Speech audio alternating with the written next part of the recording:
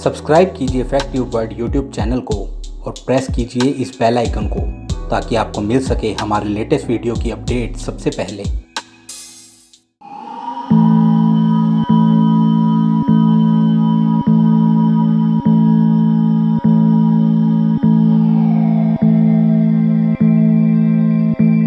फैक्टिव world में आपका स्वागत है। दोस्तों, आज फैक्टिव वर्ल्ड में हम बात करेंगे दुनिया की सबसे बड़ी इमारत के भीतर की दुनिया के बारे में।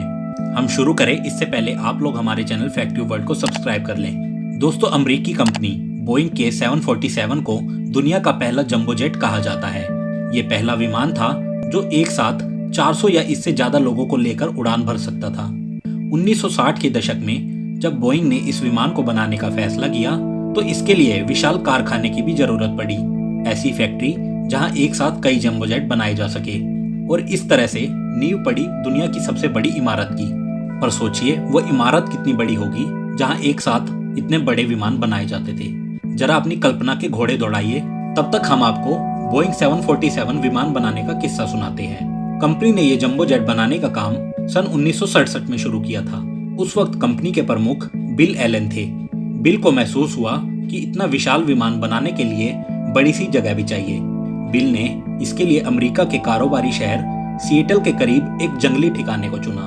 ये जगह दूसरे विश्व युद्ध के दौरान बनाए गए एक एयरपोर्ट के करीब थी। बोइंग 747 प्रोजेक्ट के मास्टरमाइंड इंजीनियर जोस्टर के मुताबिक उस जगह तक पहुंचने के लिए एक छोटी सी सड़क थी और रेलवे लाइन तो थी ही नहीं। इलाके में जंगली सुअरों का राज था। जब इस कारखाने को बनाने का काम शुरू हुआ तो जंबो जेट के ढांचे को बनाने का काम उससे पहले ही शुरू हो गया था। यानी बोइंग को विमान तो बनाना ही था, साथ ही साथ इस विमान को बनाने का कारखाना भी बनाना था। आज एवरेट स्थित बोइंग की ये factory Guinness book of world record के लिहाज से दुनिया की सबसे बड़ी इमारत है। ये फैक्ट्री 47.2 करोड़ घन फुट इलाके में फैली है। अभी फैक्ट्री के भीतर लोगों को घुमाने का काम करने वाले डेविड रीस कहते हैं कि हमने इस फैक्ट्री की इमारत को दुनिया की कुछ बहुत बड़ी कही जाने वाली इमारतों के बरस मापा तो हैरान रह गए।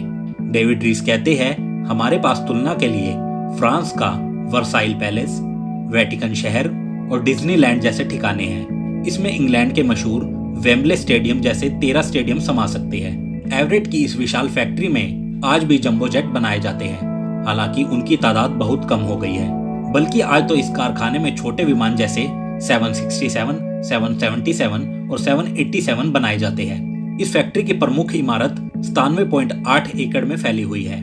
इस कारखाने की हर पाली में कम से कम 30,000 लोग काम करते हैं। दिन भर में यहाँ 3 शिफ्ट में काम होता है। तीनों पालियों को मिला ले तो यहाँ ऑस्ट्रेलिया के छोटे शहर एलिस स्प्रिंग्स के बराबर आबादी होगी। बोइंग की फैक्ट्री की विशालता का अंदाजा आप इसी बात से लगा सकते हैं कि यहाँ अंदर एक जगह से दूसरी जगह जाने के लिए 1300 साइकिलें रखी गई है। कारखाने का अपना फायर स्टेशन है। यहाँ काम करने वालों के लिए कई कैफे और रेस्टोरेंट हैं। साथ ही यहाँ पर एक अस्पताल भी है।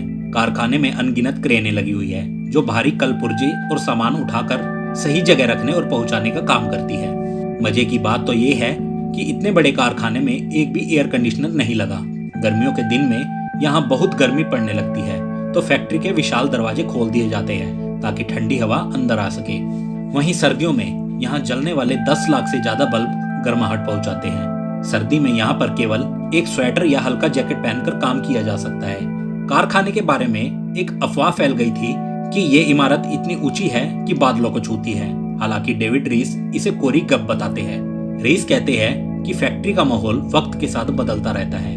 पहली पाली में इंसान ज्यादा काम करते दिखेंगे तो दूसरी पाली में क्रेनों का काम ज्यादा होता है। जब यहाँ कोई विमान तैयार हो जाता है तो उसे यहाँ से पास के हवाई अड्डे तक ड्राइव करके ले जाया जाता है। विशाल विमान को सड़क पर चलता देखकर लोग घबरा न जाए, इसके लिए नए विमानों को रात में ही हवाई अड्डे ले जाया जाता है। तो दोस्तों, ये थी दुनिया की सबसे बड़े इमारत के भीतर की दुनिया। आपको ये वीडियो कैसी लगी हमें कमेंट बॉक्स में जरूर बताएं और वीडियो को लाइक और शेयर करें और साथ ही साथ हमारे चैनल फैक्टिव वर्ल्ड को सब्सक्राइब करें।